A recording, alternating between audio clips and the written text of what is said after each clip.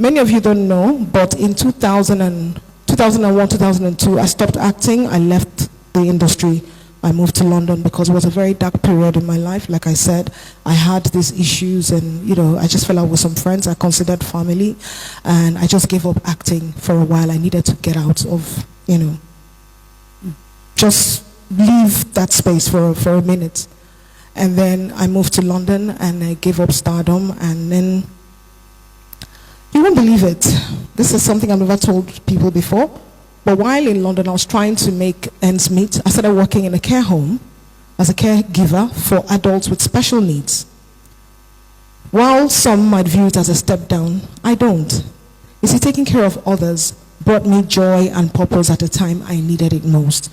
Because remember, I took care of my mother and my father when they were ill, because I was alone with them. And when I say taking care of, I'm talking about really taking care of. Because you see, when you get really ill, sometimes become incontinent. So I took care of them at that level. So it was a no-brainer for me. My mother, my rock, my support system died.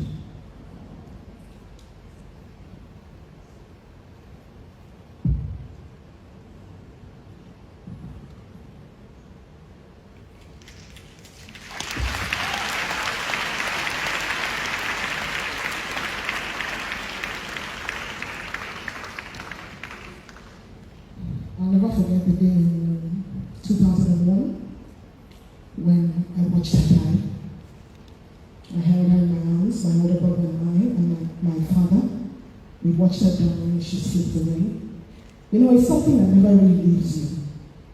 She died in 2001, but just, I think about a week ago, I still thought about her, and the tears came again. It never leaves you, to be honest. You get stronger, it gets better, but it never leaves. Well,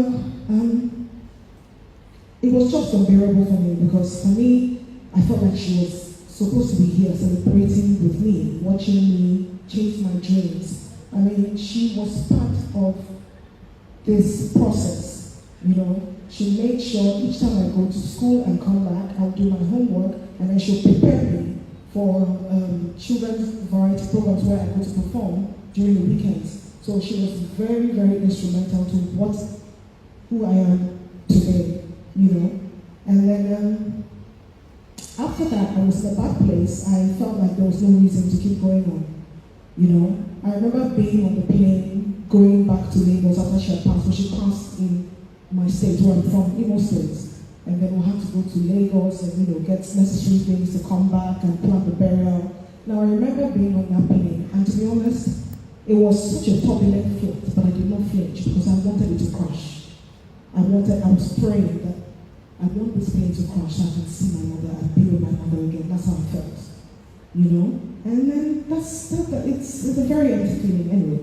Now, you see, I'm the youngest in my family, and while I was still in secondary school, my older siblings had all moved back to the UK because they were all born there. I was only one born in Nigeria. Anyway, that's a story for another day. After our mother's funeral, they all returned back to their lives abroad. Then life for me took a turn for the worse, both emotionally and financially. My father's health declined because, when a couple, when they're very close and one dies, it affects the other one. I think my father actually stopped living within my mother died. So he became ill, his health declined, and then, my siblings managed to move back to the UK, and I was now all alone in Nigeria. I found myself losing faith in the slow growth of Nollywood, waiting months between jobs felt like an eternity. And then I lost some people whom I thought were friends, very close friends. In fact, some friends I considered family. It was just a very turbulent time in my life. I don't want to dwell too much on that period, but it led me to hitting rock bottom in Lagos. And when I say rock bottom, I mean rock bottom. I became homeless. I was squatting with people for a stretch. And when I say squatting, I'm talking about 3-4 people in the room. It was a friend's space, and I was staying there, choose your friends wisely is one advice I always give to young girls in my industry.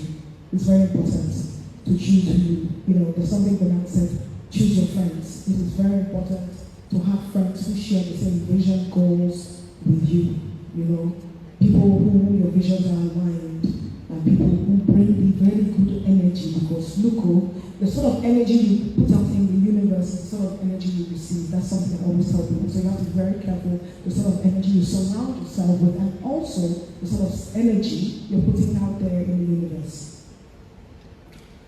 Well, eventually my siblings found a way to get me out of Nigeria. Then I lived with my brother and his family for a while in London. And gradually I started getting myself together. Now, during that process, I put my dreams of stardom on hold. Many of you don't know, but in 2001, 2002, I stopped acting. I left the industry. I moved to London because it was a very dark period in my life. Like I said, I had these issues and, I just fell out with some friends I considered family. And I just gave up acting for a while. I needed to get out of, just leave that space for a minute. And then I moved to London and I gave up stardom, and then you won't believe it. This is something I've never told people before. But while in London, I was trying to make ends meet. I started working in a care home as a caregiver for adults with special needs. While some might view it as a step down, I don't. You see, taking care of others brought me joy and purpose at the time I needed it most. Because remember, I took care of my mother and my father when they were ill, because I was alone with them. And when I say taking care of, I'm talking about really taking care of. Because you see, when you get really ill, it's sometimes become incontinent. So I took care of them at that level. So it was a no-brainer for me. Okay, fast forward 2003. I had saved some money to return to Nigeria to get my stuff, and it just finally relocate to London. Nollywood was now beginning to thrive. In fact, they were now calling it Nollywood. We used to call it Africa film industry, or Nigeria film industry at the time.